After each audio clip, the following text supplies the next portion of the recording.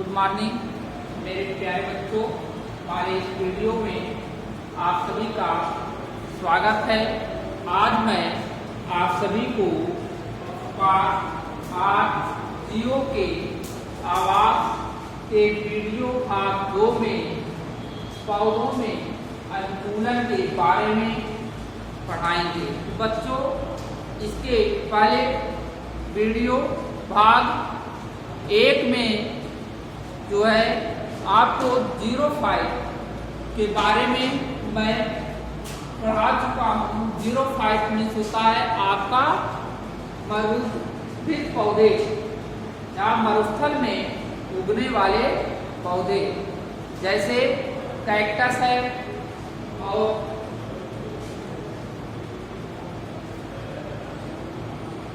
खनिज से बोलते हैं बच्चों, यूफोर्बिया है, एस्परगस है, अगावा है, ये सब जो है मरुस्थलीय पौधे हैं। बच्चों, मैं इसको जो है वीडियो भाग 1 में पढ़ा चुका हूँ। तो आज मैं हाइड्रोफाइट के बारे में पढ़ाएंगे। बच्चों, हाइड्रोफाइट मीन्स होता है जलीय पौधे। ऐसे पौधे जो जल के समीप या जल में उगते हैं वे हम हाइड्रोफाइट कहते हैं।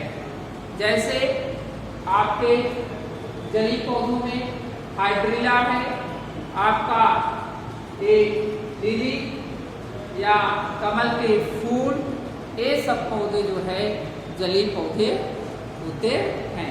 तो बच्चों, और जलकुंभी भी आप देखे होंगे, जलकुंभी का पौधा, विस्लिनेरेलिया, हाइड्रिला, ये सब जो है जलीय हाइड्रोफाइट के अंतर्गत आते हैं। तो बच्चों, आज जो है हाइड्रोफाइट की जो है अनुकूलन के बारे में पढ़ाएंगे या इनकी भौतिक दशाओं के बारे में पढ़ाएंगे। तो सबसे पहले जो है हाइड्रोफिटिक जो अनुकूलन है, इनके जड़ तंत्र बच्चों बहुत कम विकसित होते हैं। जल में या जल के समीप रहने वाले पौधों के जो जड़ तंत्र हैं वे बहुत कम ही विकसित होते हैं, क्योंकि उनको जल की मात्रा ऊपरी सतह से ही प्राप्त हो जाती है।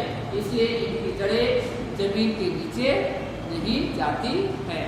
दूसरा है, इनके जड़ों में मूल रोग और मूल गोप नहीं होता है। बच्चों, ये मान लीजिए ये आपका असली पौधे हैं, असली पौधों में आपका ये मूल रोग होता है और यहाँ पे जो होता है वृक्क प्रदेश में ये आपका मूल गोप होता है। ठीक, तो ये दो चीजें जलीय पौधों में नहीं पाया जाता है, या कह सकते हैं हाइड्रोफाइट जो के अंतर्गत आने वाले पौधे हैं उसमें नहीं पाए जाते हैं। फिर आपका पत्तियां अधिकतर पतली और रिबन के समान होती है। तो बच्चों, तीसरा पॉइंट है पत्तियां बहुत पतली होती हैं।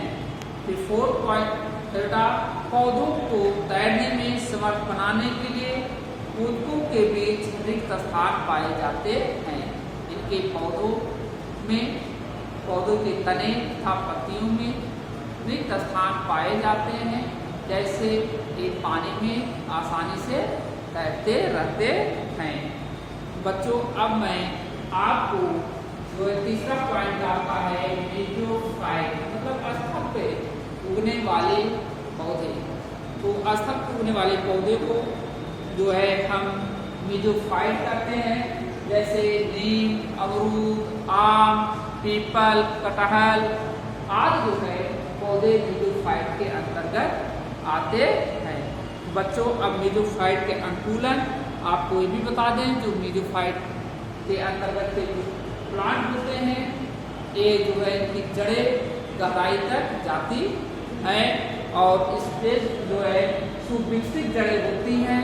इनमें मूल रोग और मूल गोप जो है पाए जाते हैं। तो जो नेक्स्ट पॉइंट आपका है, ठीक, इसमें वैस्कुलर ऊतक भी पाया जाता है बच्चों। दूसरा पॉइंट है वैस्कुलर ऊतक। वैस्कुलर टिश्यू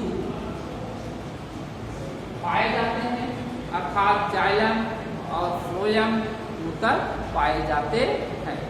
तो आपका थर्ड पॉइंट जो होता है, इनके तने मजबूत होते हैं या कर सकते हो बच्चों ठोस होते हैं और अच्छी प्रकार से शाखान्वित होते हैं, अर्थात इनके पौधों में अधिक से अधिक शाखाएं निकली होती हैं और पत्तियां समांतर बड़ी एवं विभिन्न आकृतियों की होती हैं।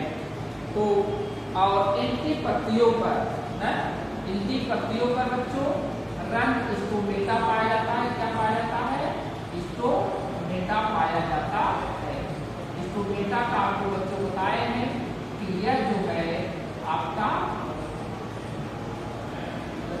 स्टोमेटा है, इन पत्तियों में पाए जाते हैं। इसका कार्य है स्टोमेटा का वाष्पोत्सर्जन की क्रिया करना। ठीक, तब आते हैं पौधों में विशेष कार्यों के लिए जो है रूपांतरण बेटा। तो बच्चों पौधों में विशेष कार्यों के लिए रूपांतरण, आपको उसके बारे में मैं एक एक करके बलिहार करवा रहा हूँ बच्चों। अब पौधों में विशेष कार्यों के लिए जो पौधों के तने होते हैं, जड़ें होती हैं तथा पत्तियाँ, ये बेटा रूपांतरित हो जाती है। आवश्यकता अनुसार वे रूपांतरित हो जाते हैं। तो रूपांतरण के आधार पे यहाँ पे कुछ आपके पॉइंट लिखे हैं, जैसे भोजन संग्रह के लिए पौधों का रूपांतरण। तो आपको बता देता, कुछ पौधे की पत्तियाँ, तने तथा जड़ें भोजन के लिए रूपांतरित हो जाती हैं। जैसे अदरक जो है बच्चों, वह तने का पार्ट होता है। यह रूपांतरित होकर के हमें उसमें भोजन संग्रह होने के कारण उसे मुझे भोजन के रूप में प्राप्त होता है। इसी तरह आपका आलू है, आलू की बेटा एक तना है, उसमें स्टार्च संग्रह होने से उसके पार्ट फूल जाते हैं और उसे हम भोजन के रूप में ग्रहण करते हैं। इस तरह से बहुत से एग्जाम्पल है बच्चों। अब आपका तीसरा है वर्धी जनन जिसे कहते हैं वेजिटेटिव प्रोपगेशन। और उससे इसके दो प्रकार हैं। जैसे आप गुलाब के तने को काट करके अगर हम दूसरी जगह लगा देते हैं, उससे नया गुलाब का पौधा तैयार होता है। यह एक गन्ने के पौधे के तने को यदि हम काट कर लगाते हैं दूसरे स्थान पे, तो वहाँ से एक नए गन्ने का पौधा उत्पन्न होता है। इसी तरह कुछ के जड़ें हैं, तने हैं और उनकी पत्तियाँ, जैसे ब्राइफिलम का जो है पत्ती, अगर हम नम स्थानों पर रख देते हैं तो उसमें से भी कुछ जो है नए ब्राइफिलम का निर्माण होता है। इस प्रकार से पौधे में होने वाले जो एक प्रजनन की प्रक्रिया होती है बच्चों, उसे वर्धी प्रजनन या वेजिटेटिव प्रोपगेशन कहते हैं। तो बच्चों ये आप देखिए वर्धी प्रजनन। अब आता है आपका प्रकाश संश्लेषण। सभी हरे पौधे सूर्य के प्रकाश तथा पौधों की पत्तियों में उपस्थित क्लोरोफिल तथा वायुमंडल से कार्बन डाइऑक्साइड तथा जड़ के द्वारा अवशोषित जल तथा खनिज पदार्थ की उपस्थिति में ये अपना भोजन बनाते हैं, जिसे हम प्रकाश संश्लेषण भी कहते हैं। ठीक बच्चों, तो प्रकाश संश्लेषण की उपस्थिति में पौधे अपना भोजन स्वयं बनाते हैं। तो अब आपका दिया बेटा कि सहारा के लिए जो है प्रतान या जो आपका टेंटल से बोलते हैं, यहाँ पे प्रतान लिख सकते हैं, टेंटल या आपका प्रतान है। कुछ पौधों बेटा अपनी सुरक्षा के लिए या गिरने से बचने के लिए उसमें प्रतान निकले होते हैं, जिसके जो है किसी दूसरे पौधे के सहारे ये आसानी से साथ जो है ऊपर चढ़ जाते हैं। किस प्रकार के पौधे होते हैं, पौधों के सहारे के प्रतान भी निकले होते हैं। तो जैसे आपका कुकुरबिटा है, पैसन पौधा है, आपका क्लबी है, ठीक, ये सब जो है पौधों में प्रधान पाए जाते हैं। कि बच्चों अब आता है पौधों में सुरक्षा के लिए कांटे, ठीक, पौधों में सुरक्षा के लिए कांटे। बहुत से ऐसे पौधे हैं जिसमें कांटे पाए जाते हैं। कि बच्चों जैसे आपका कैक्टस है, कैक्टस के पौधे में जो है आपके कांटे पाए जाते हैं, वे जंतुओं से सुरक्षा प्रदान होता है। तो आपका इसी तरह जो है, और यही नहीं बच्चों की सुरक्षा के जो कांटे होते हैं इसमें वाष्पोत्सर्जन की क्रिया भी कम होती है, क्योंकि यह रेगिस्तान में उगने वाला पौधा है। तो बच्चों तो अब आपको जो है ये जो है पौधों से संबंधित जो टॉपिक था यह आपका समाप्त होता है। अब नेक्स्ट टॉपिक है बच्चों जंतुओं में आवासीय अनुकूलन। तो इस जो है टॉपिक के बारे में आपको नेक्स्ट वीडियो में पढ़ाएंगे। आज के लिए बस इतना ही।